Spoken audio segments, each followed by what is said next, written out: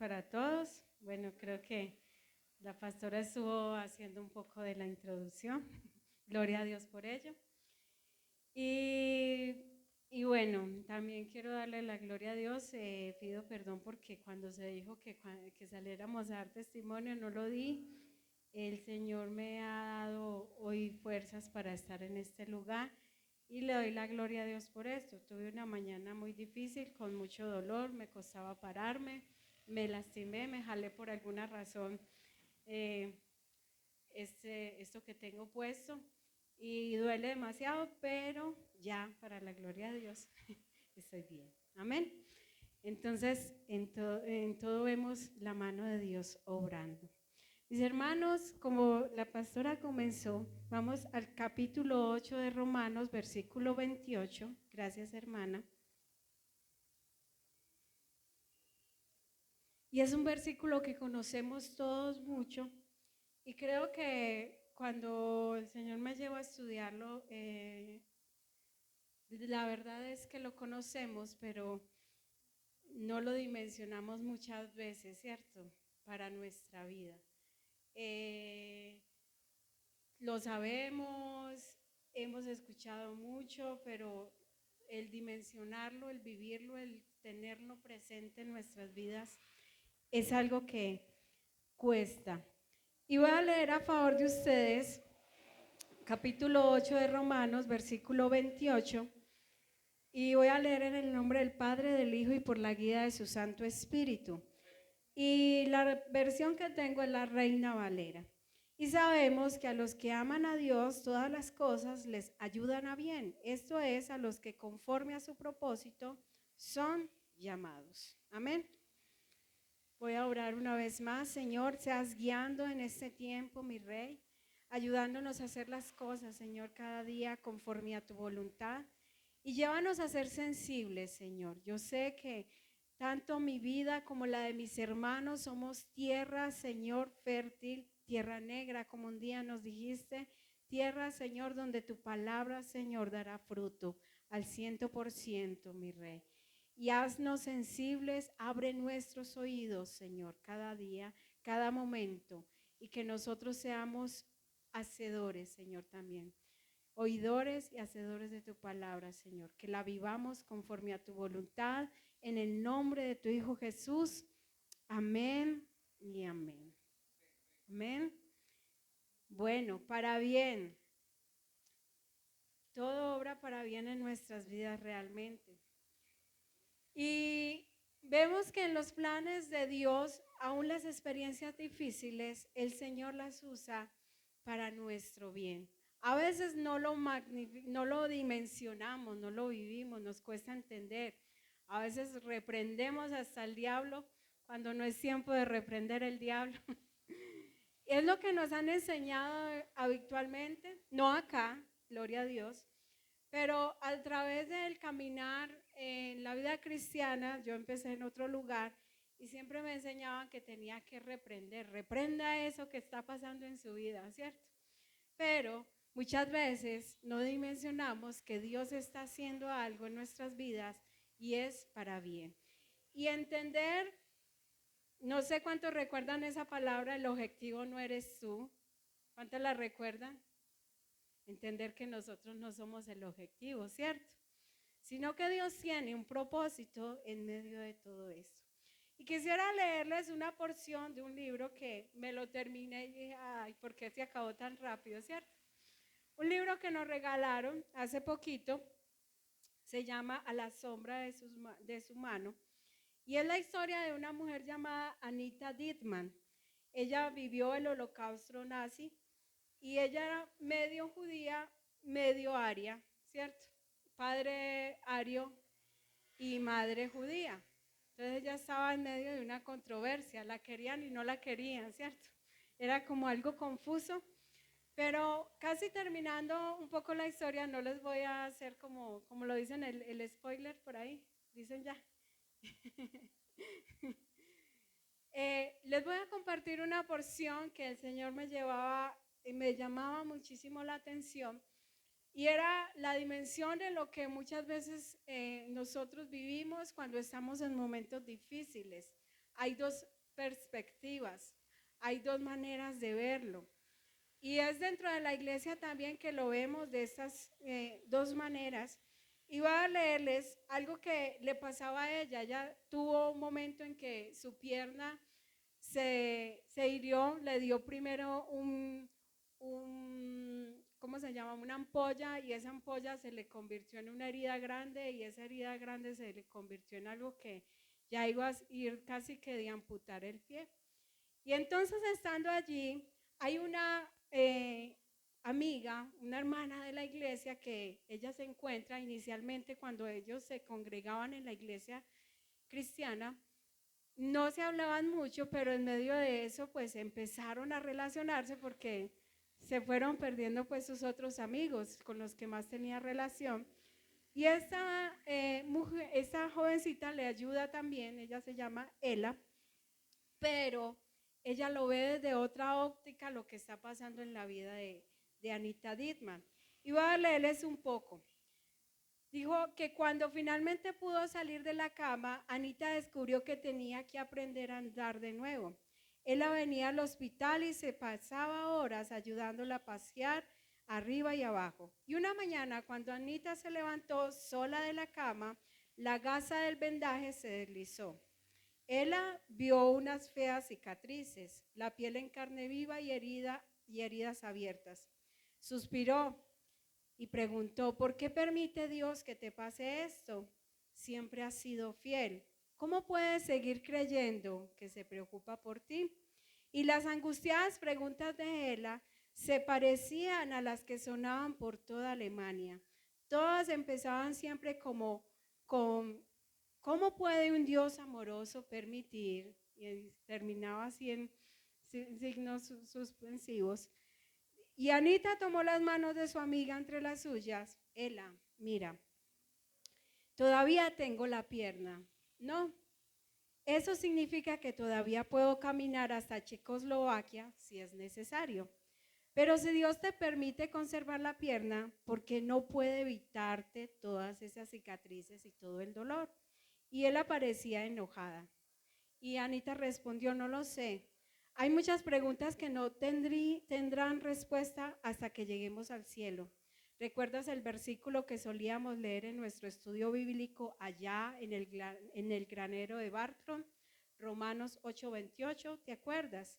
Y sabemos que para los que aman a Dios, todas las cosas cooperan para bien. Esto es, para los que son llamados conforme a su propósito. ¿Llamarías a esto bien? Ela levantó la ceja e hizo un gesto señalando la pierna de Anita. Pero Anita le dijo: todavía no hemos visto la parte que todas las cosas cooperan. No tenemos idea de cómo todo esto encaja en el plan general, pero no dudo de que lo haga. Y es una porción, les invito a que lean el libro. Es muy interesante, es un testimonio. Pero lo que me parecía especial es la perspectiva de quienes, siendo cristianos, ella siendo una mujer que también iba a la iglesia, bueno, uno queda como con duda. Los momentos difíciles demuestran mucho de lo que hay en nuestro corazón, ¿cierto? Llegan las preguntas, y preguntas que nos pueden llegar a hacer a nosotros, o preguntas que nosotros mismos podemos llegar a hacernos. ¿Estará Dios con nosotros? ¿Será que Dios nos ama? ¿Qué le pasará a Dios que no responde? Y son un poco de cosas en las cuales podríamos estar luchando. Y volviendo aquí a este versículo, a este capítulo 8 de Romanos, mirando el propósito con el cual Pablo escribe a los romanos, uno de los propósitos es mostrar la justicia de Dios, que es perfecta, ¿cierto? Mostrando cómo muchas veces el mundo ha sido indiferente, cómo el mundo dice que lo sigue pero no lo sigue, y cómo el Señor ha hablado y ha hablado también a su pueblo, y el pueblo es indiferente, y el Señor extiende la oportunidad, y cómo nos muestra que a través de todo esto el Señor, a pesar de que muchas veces no haya una buena respuesta, el Señor sigue siendo fiel y Él es perfectamente justo. Y mirando aquí en el capítulo 8, Él nos está mostrando primeramente que no hay condenación para los que andan conforme al Espíritu. Nos está diciendo ahora ustedes son libres. Y yo no sé cuántos se sienten libres ya. Amén. No porque lo hayamos hecho nosotros, sino que el Señor nos dio, ¿cierto? Nos hizo libres. Nosotros aceptamos, hicimos esa parte, aceptar. Lo segundo que nos muestra es que ahora somos hijos de Dios y nos invita a vivir como tal, como hijos del Rey. Y ya toda actitud y toda conducta debe ser como quien vive en el Espíritu y no en la carne. Así que nos está invitando, hey, ya eres un hijo, tienes que vivir conforme a lo que dices que eres, un hijo de Dios. Y como hijos de Dios nos está animando a padecer como Cristo padeció, dándonos una esperanza de que un día nuestros cuerpos, un día serán glorificados y en no a mirar solo el presente, sino mirar más allá, hacia el futuro. Y de ahí que nos hace la invitación a tener esperanza en lo que aún nosotros no podemos ver. Y cuando yo veía la palabra esperanza, la veía desde el griego elpis, dice esperar con anhelo y por lo general es con placer. Y yo veía ese manejo que nosotros le damos a la esperanza. Yo he dicho así, bueno, la esperanza es lo último que se pierde, pero mi voz es como, ya la perdí, no lo estoy disfrutando. Es una actitud muy como de labios para afuera, como sí, la esperanza, lo último que se pierde, pero no es con una certeza, no es con una seguridad de que tenemos una esperanza en Cristo Jesús y que lo que Él tiene para nosotros es mucho mejor que lo que tenemos en este presente que estamos viviendo. Amén. Así que mirando un poco acerca de este versículo, él comienza diciendo, sabemos. Y le voy a hacer la pregunta, ¿usted lo sabe, mi hermano? ¿Sabe? Porque a veces vivimos como si no lo supiéramos, ¿cierto? ¿Por qué se lo digo? Aquí teníamos a esta jovencita Gela diciéndole, ¿sí será que Dios te ama, cierto? ¿Y sí será que eso que te está pasando y empieza a poner en duda? Y a veces nosotros hemos puesto muchas cosas en duda. Quizás no lo hemos manifestado, no lo hemos dicho así directamente, pero queda como ese entredicho, ay, sí, oremos a ver qué pasa, ¿cierto? Como oremos a ver qué pasa, como perdiéndose toda esperanza. Pero sabemos, ¿sabe qué nos dice el Señor? En el mundo tendréis aflicciones, ¿cierto? Pero confiad, yo he vencido al mundo. Y esa palabra fue la que me tocó a mí, con la que el Señor me invitó, porque me hizo entender algo que es real. Este mundo hay sufrimiento, ¿cierto? Y yo no estoy exenta del sufrimiento. Los hijos de Dios no estamos exentos de pasar por momentos de sufrimiento. Amén. Y ese sabemos no es, yo creo que eso le pasa a los hijos, ¿cierto? Yo creo que eso le pasa a los que aman al Señor. Dice, sabemos, tenemos la certeza, estamos seguros, ¿cierto? Que todo lo que nosotros vivimos es para bien. Amén. Así que dice allí, en esa segunda parte, que a los que aman al Señor. Y esa es una tarjeta de identificación que todos debemos de tener. ¿Amas al Señor? Para poder decir con certeza, sé que lo que estoy viviendo es para bien y no para mal. Y yo me hacía esta pregunta. ¿Sabe por qué? Porque yo empezaba a devolverme, bueno, dice, sabemos que a los que aman al Señor todas las cosas le ayudan a bien.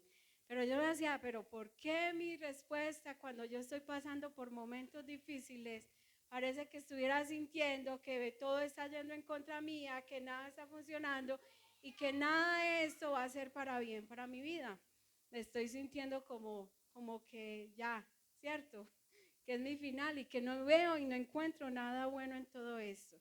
Así que me lleva a examinar una vez más, ¿amo yo al Señor? ¿De qué manera es ese amor que yo digo tener por el Señor? Y dice en Juan 14:15, si me amáis, guardáis mis mandamientos. Y en primer libro de Juan, en la primera carta de Juan, capítulo 4, del 7 al 19, dice que Él nos amó primero, que nosotros le amamos a Él, pero porque Él nos amó primero. Y también me llama la atención porque en uno de los versículos nos dice, pero si dices que amas al Señor, pero no amas a tu hermano, la verdad estás viviendo una contrariedad en tu vida, ¿cierto? Así que eso me dejaba como a examinarme y es una línea muy delgada donde uno podría encontrar esa inquietud. ¿Amo yo realmente al Señor? ¿Cómo yo amo a mis hermanos? ¿Cómo yo vivo ese amor con mis hermanos? ¿Cómo es mi comunión con mis hermanos? Y examinaba si hay rencor, si hay malestar, si habrá molestias, si he tolerado, como vemos, si hemos tolerado realmente a nuestros hermanos. Y cuando hablo de hermanos, yo tengo que tener conciencia de que el Señor no me está encerrando solamente dentro de la congregación. En el caso mío, yo tengo mi esposo, tengo mi hija, tengo mis hijos, ¿cierto?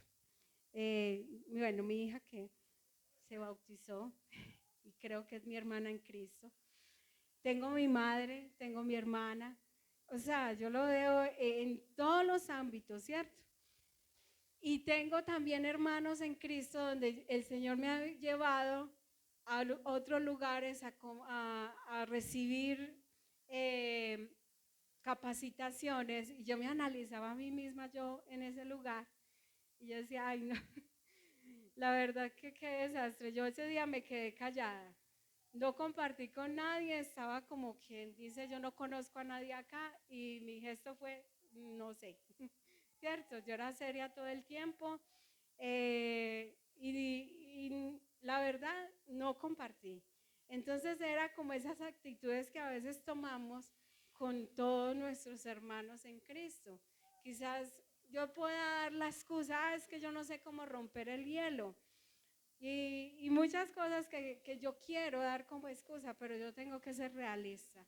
Tengo que seguir trabajando en muchas áreas de mi vida en las cuales ese amor que yo digo tener por mis hermanos tenga que ser de manifiesto de verdad, en acciones. Amén.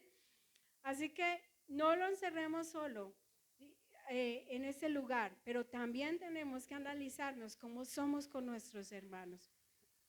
El Señor ha estado hablándonos acerca de esa relación con nuestros hermanos. El Señor ha estado hablándonos acerca de nuestras actitudes. Así que ese amor a Dios tenemos que empezar a identificarlo en nuestra relación con ellos.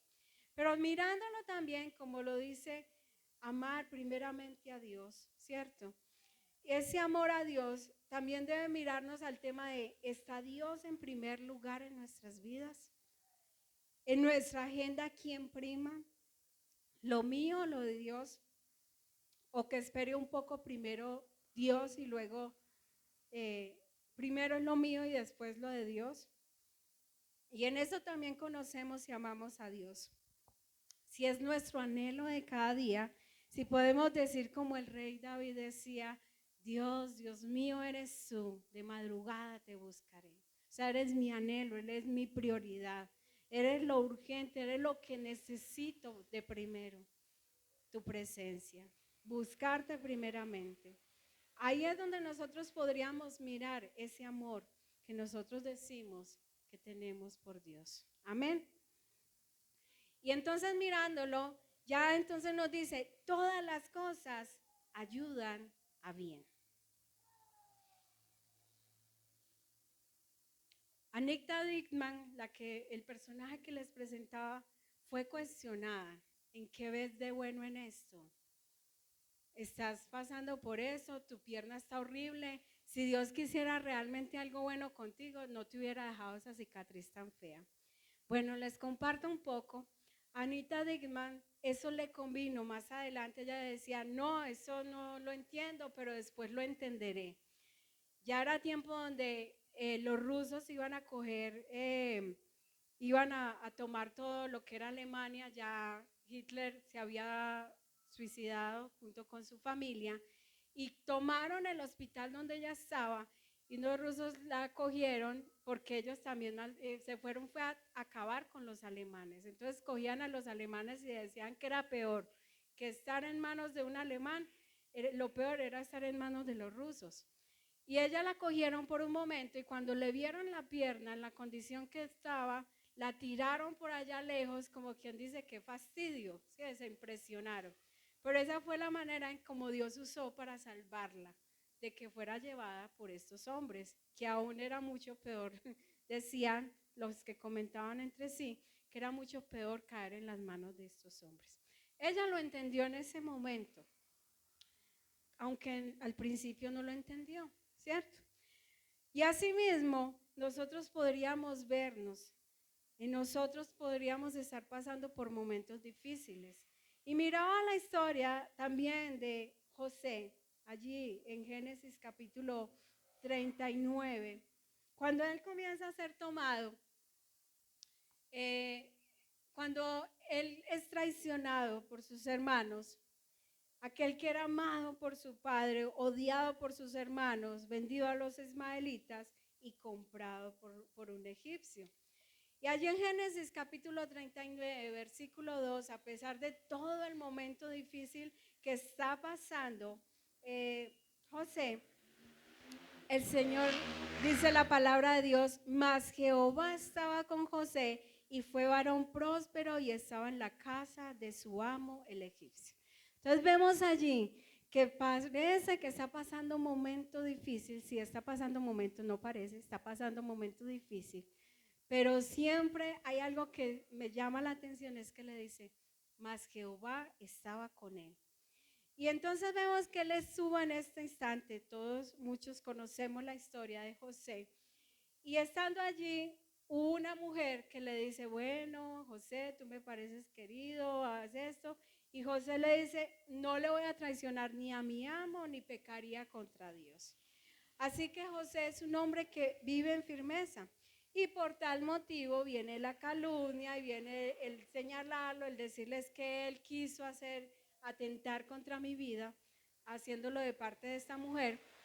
Sin embargo, a pesar de todo esto, José va a la cárcel. Pero allí vemos que la mano del Señor sigue con la vida de José. Siempre ha estado la mano del Señor. Y yo no sé si a usted le hubiera pasado este momento, usted empezaría como a reprender el diablo, a decir, ay, diablo, ¿cómo me llevó hasta esta situación? O llevaríamos como, ay, vea, entonces el Señor me abandonó. ¿Cómo ha permitido que mis hermanos me hagan esto? ¿Cómo me ha permitido a que llegue a la cárcel? ¿Cómo ha permitido eso? Muchas preguntas nos hemos llegado a hacer de esa manera. Pero José no lo veo en ningún momento preguntándose, Señor, ¿pero por qué? Es que yo qué hice de malo para que me trajeras a este lugar. Y él llega aquí, a aquella cárcel, y tiene la oportunidad de conocer estos dos hombres, el copero y el panadero del rey, e interpretar sus sueños.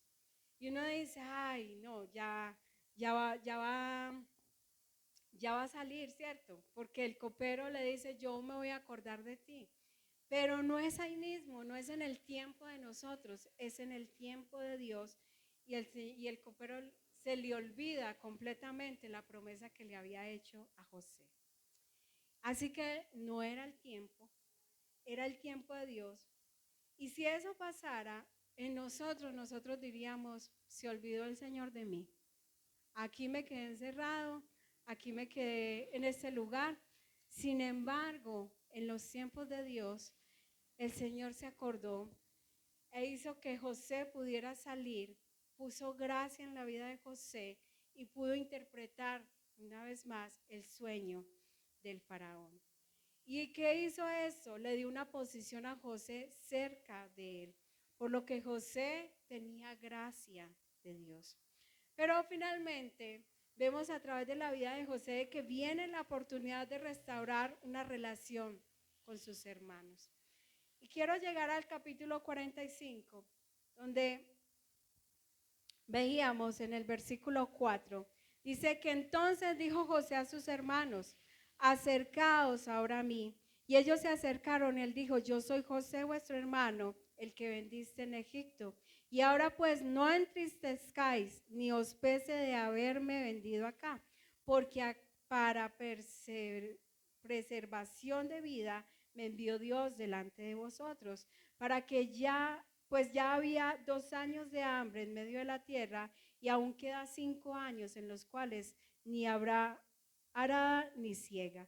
Y Dios me envió delante de vosotros para preservaros posteridad sobre la tierra y para daros vida por medio de la gran liberación. Así pues, no me enviaste acá a vosotros, sino Dios, que me ha puesto por padre de Faraón y por señor de toda su casa y por gobernador de toda la tierra de Egipto. Y hay algo muy importante que dice José allí. Ustedes creyeron que todo esto era ustedes que lo habían hecho, Dios lo permitió. ¿Y para qué fue? Para bien. Y no fue para bien de él solo, fue para bien de todos los que estaban a su alrededor, fue para bien de su familia. Y mirando esto, vemos que él pasó momentos de dificultad, pero esos momentos de dificultad fueron para bien. Pero tuvo momentos, por así decirlo, de gloria, pero esos momentos de gloria fueron para bien de los que estaban a su alrededor. A veces solo lo enfocamos, este versículo 28, todas las cosas le ayudan para bien. Y solo lo miramos hacia los momentos difíciles. Pero también miremos los momentos, las oportunidades, las puertas que el Señor abre en nuestra vida para bien, no para perdición. A veces nos dejamos llevar por lo que el Señor abre, ¿cierto? No lo entendemos, no entendemos lo que está pasando, no entendemos de que no se trata, que no somos nosotros el objetivo. ¿Con qué propósito el Señor te abrió el lugar, la puerta donde hoy te tiene? Porque también las cosas buenas son para bien. Hay gente que se le abren lugares, puertas, pero no lo entiende. Y es donde debemos mirar, ¿dónde está ese amor? ¿Dónde está el amor por Dios, primeramente?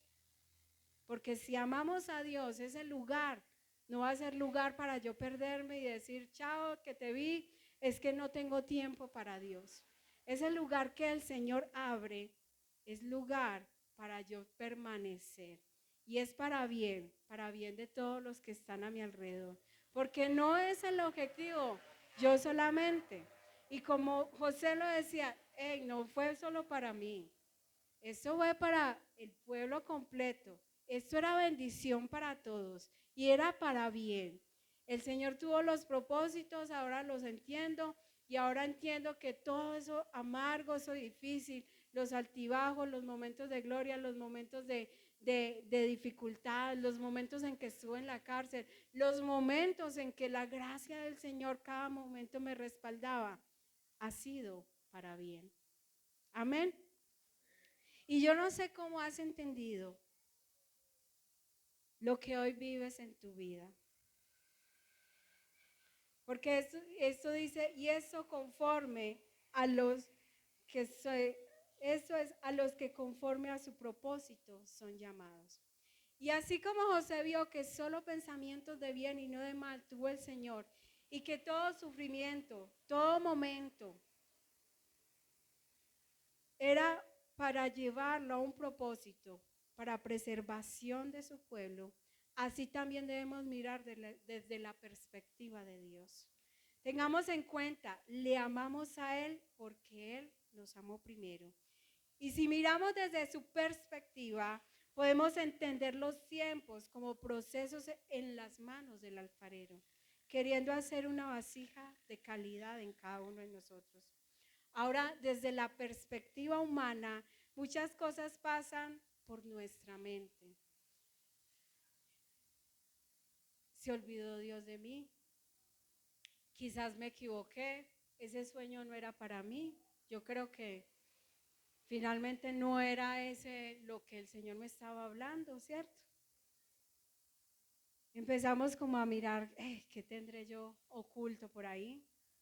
El enemigo me quiere atacar. Empezamos a mirar, no soy útil para Dios.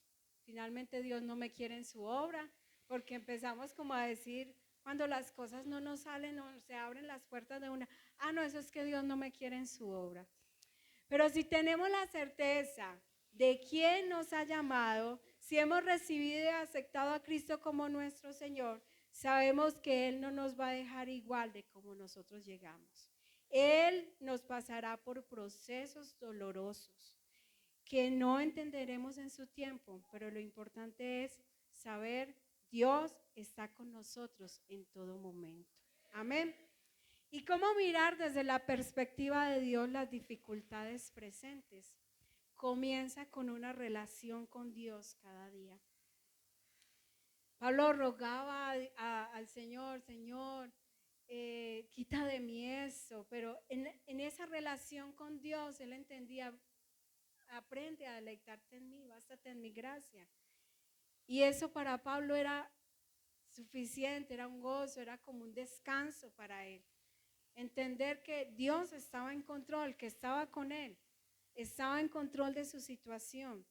Y cuando nosotros estamos en una relación con el Señor cada día, vamos a entender de que los momentos son difíciles, pero esos momentos no son para perdición de nuestra vida, sino para guardar nuestra vida, nuestra alma. Amén.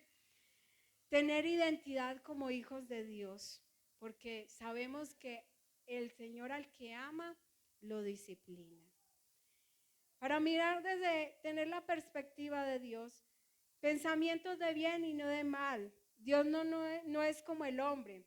Quizás nosotros hemos sufrido la desilusión, la traición del hombre. Hemos pensado que Dios muchas veces va a actuar como el hombre actúa, de que es que la verdad no quiere nada bueno conmigo, de que me quiere acabar y ya. Pero pensamientos de bien y no de mal tiene el Señor para nosotros. Amén. Para nosotros poder empezar a mirar desde la perspectiva de Dios, tenemos que dar gracias a Dios por todo, en todo momento. A veces uno dice, pero ¿y cómo voy a dar gracias? Es que tengo esto. Mira lo que ya tienes, en lo que tienes que dar gracias. Empieza a dar gracias por la salud, porque te despertaste, porque puedes caminar, porque puedes dar un paso. A veces esos pequeños detalles los valoramos cuando nosotros estamos enfermos y decimos, ay, tan bueno, qué bueno yo ir hasta tal parte, ¿cierto? Qué bueno yo hacer esto, qué bueno yo hacer estas cosas normales, hasta lo que uno ve insignificante de ir al baño normal. En tiempos de dificultades uno aprende a valorar todos esos detalles, ¿cierto?